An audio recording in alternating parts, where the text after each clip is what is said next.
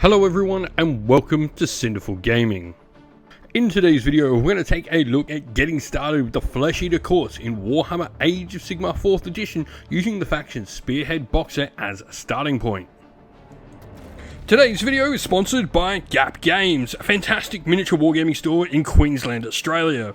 They stock a wide variety of miniature wargames from all things Games Workshop to some of my personal favourites, Conquest, The Last Argument of Kings, and all things Modifius wargames as well. Use our affiliate code in the link below to help support both this fantastic store and the channel as well. Leading this particular Spearhead box set is an Abhorrant Archregent. This Wizard 2 hero that is an infantry character has a 6-up ward to go along with its 5-up save, 6 health, a 6-inch move and control score of 2. In combat, pretty standard stuff for your slightly above average heroes with 5 attacks at 3s and 3s, ren 1 damage 2. And magic wise, it has Carrion Call, which is a 6+ to cast spell that the first Flesh Eater Courts unit to be set up in the following movement phase can actually move d6 inch, but it can't be moved into combat. Now during your hero phase as well, you can use the Countless Servants ability. This is a core ability, and to declare it, you pick a friendly serfs or knights unit wholly within 12 into this unit to be the target. If it's a serfs unit, you return 3 slain models to the unit, and if it's a knight unit, you return 1 slain model to the unit. Serfs, for those wondering, are your sort of basic ghouls, so Cryptguard and Royal Beastflayers. Meanwhile, your knights are things like, obviously, the Morbheg knights, but your Cryptguards and all of that as well, your bigger sort of models. Now, as a character, your Abhorrant Archregent can lead a variety of different regiments.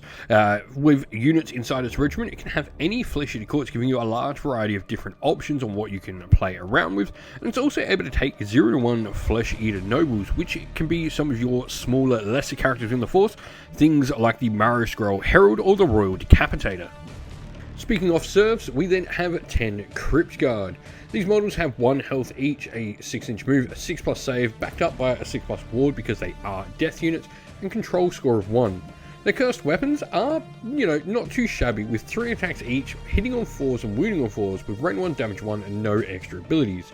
Not too great, but for their points cost, I think that's a fairly respectable amount of attacks coming out of them. Their first ability is called Armory of Madness, where this is a reaction and you declare a fight ability on this unit. If any damage points inflicted by attacks made as part of a fight ability are allocated to enemy units, those enemy units cannot use commands until the start of your next turn, which is a pretty solid ability, being able to stop your opponent's commands if you can get your attacks in first. And then we have the Royal Bodyguard passive ability. This is really what this unit is doing mostly for us. While any friendly Flesh Eater Courts heroes are wholly within this unit's combat range, both this unit and the hero will have a ward of 5+, which is really cool. Being able to up that ward nicely on this unit and another unit, considering you are very low armor saves pretty much across the board with Flesh Eater Courts, is really useful. And then we go on to the Knights in the box set, the Morbheg Knights. Now, first of all, they have 4 health each and a 4+ save, which is pretty tanky for Flesh Eater Courts units. They obviously have that 6-up ward there, and they've got the fly keyword to go along with their 12-inch move. Now, they only have control score of 1, but these guys are here to go deal damage, not to hold points. The Grizzly Lancers have 2 attacks each, hitting on 3s and wounding on 4s with ren 1, damage 1, and the charge +1 damage ability, meaning that anytime they make a charge, the damage of the weapons will increase by +1 to a total of 2. The Night Shrieker's Claws and Teeth give them a few extra attacks at ren 1 damage 2 as well with the Companion special rule. This means that they generally won't benefit from many different buffs that are applied, as Companions generally can't unless explicitly specified by the ability giving the buff. Now, their first ability is called Shrieking Charge, and this can be used during any charge phase. To declare it, if this unit charges the phase, you pick an enemy unit within 1 inch of them, roll a d3, and on a 2+, inflict an amount of mortal damage equal to the roll on the target. Next, we have Predator's Pounce, a passive ability where if this unit is able to use charge abilities, it can also use charge abilities even if they've retreated in the same turn. In addition, they never take any mortal damage from retreating. This means this hypermobile unit already for Flesh Eater Courts is able to keep moving around the table. Your opponent can't lock it in combat, can't make it suffer mortal damage from retreating. Really, really useful stuff. They've also got access to a full command, which is Champion, Musician and Standard Bearer as well, and they've got the Cavalry keyword in there as well, just to complete things off on their Knightly Visage. Lastly, we have a second character, and this one is a bit more monstrous in the Varghulf Courtier. The model has 8 health with a 5+ save, and also has the ward 6+, as does all death things. A 10-inch move as well is nice, and it's a hero as well. The immense claws here are 7 attacks at 4s to hit, 3s to wound with rend 1 damage 2 and the anti-infantry +1 rend ability. Meanwhile, you've got a couple of extra damage coming out of its dagger-like fangs, which only is 1 attack but is damage 3 with the anti-infantry +1 rend on there, giving it a total of rend 3. Now, Bounding Strides is a passive ability for the unit, and this unit can pass across terrain features as if it had fly. This doesn't mean it can fly over enemy units or anything, it only counts for terrain, which is pretty useful, means your opponent can't sort of hide behind terrain. And then you've got Victory Feast, which is used at the end of any turn, and if any models were slain by this unit, it can heal D6, and the unit can immediately use the retreat ability as if it were your movement phase without any mortal damage being inflicted. This is pretty cool because not only does it heal, but this retreat after it's already fought means your opponent actually has to go charge it. This thing can then use a redeploy, could use a counter charge to go into something else. It's a really nice mobile piece. The Varghulf Courtier is a character, despite being, a hideously monstrous one, so it's able to lead a regiment. This can be any knights or any serfs it wants, but it can also join another Flesh Eater Court's character's regiment as a Flesh Eater Noble as well. And so where to go next? The first unit we're going to look to add is an Abhorrant Cardinal. This is a fantastic unit to add, as priests in the current and new edition of Warhammer Age of Sigmar are a fantastic piece to add to your force. They got a lot better with the ability to sort of increase the power of their prayers. Now, first of all, this model has 5 health, a 6+ save, 6 up ward, as you would expect, and it's a priest 1. Now, the model in combat does have its Cursed Crozier, which is pretty standard sort of weaponry and damage profile for what you'd expect for a priest. 3 attacks, 4s to hit, 3s to wound, no rend, and damage D3. The Rousing Oration ability has, though, is allowed to be used during any hero phase. You pick a friendly Flesh Eater Courts unit holding within 12 inch, roll a D3, and on a 2+, give that target a number of noble deeds points equal to the roll. This is cool, it's adding more to the general sort of army rule that we have that's going to allow us to buff up a lot of our units. On top of the fact it's going to be fighting some prayers, and the Flesh Eater Courts do have a solid amount of prayers that are pretty decent. Now, speaking of that as well, the Abhorrant Cardinal is a character, and so is able to lead its own regiment. This can have any knights, up to 1 unit of them, and any serfs it wants. There can be no limit on these. It's also able to take a Flesh Eater Noble that we've already talked about, can be a large variety of different smaller or lesser sort of ranking characters within the force. And then we have the Royal Beastflayers. Now, these guys are another unit of serfs, and if you like Warhammer Age of Sigmar Warcry, they're actually a completely bespoke warband for that as well. So you've got a full warband that you can play with in that game as well. But these do provide something different for your force. They're a really bunch of fun models to paint. I absolutely loved painting up my own ones.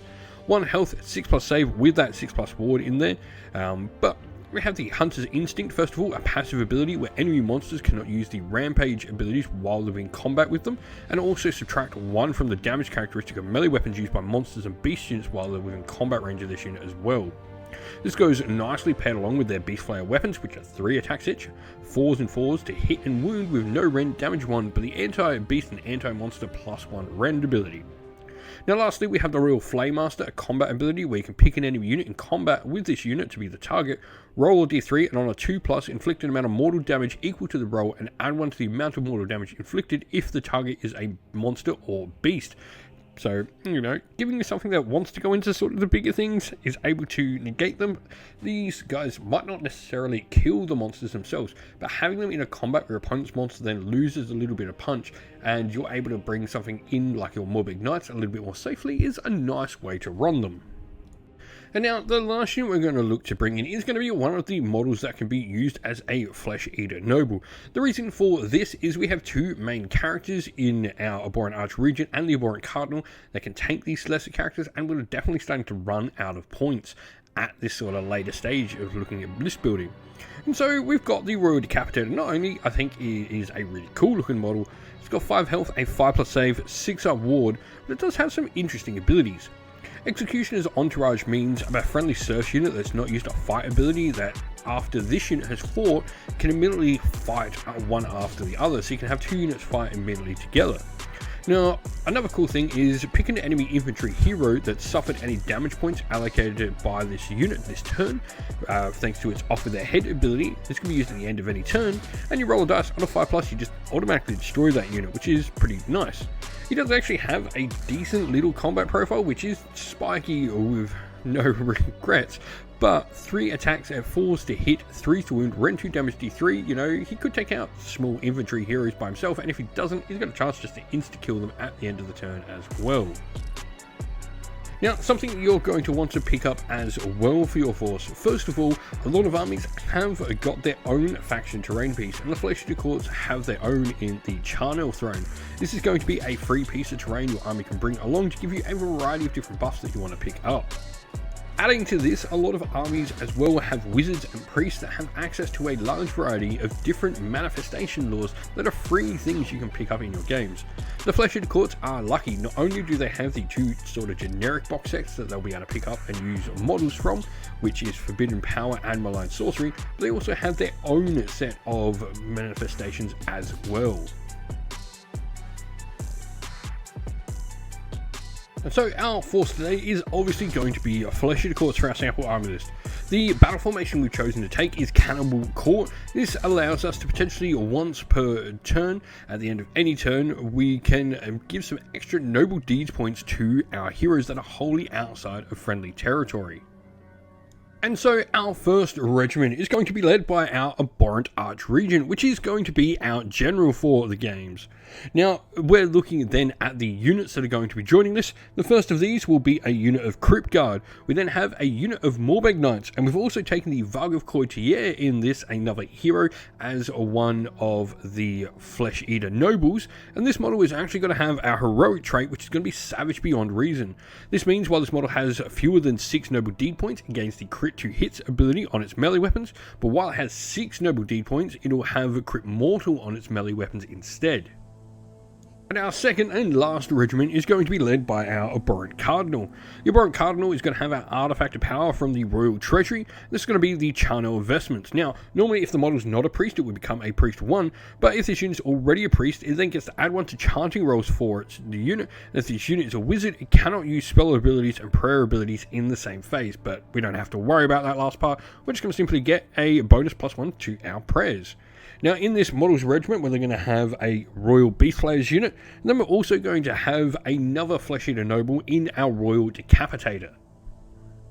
But we hope this video was helpful in giving you some ideas and our thoughts on Warhammer Age of Sigmar Spearhead, and that you were able to get some inspiration to start your own force in the game with it. If you have any other questions at all, please comment down below, and while you're there, also don't forget to drop a like, subscribe, and join our Discord server to check out all our future Warhammer Age of Sigmar content.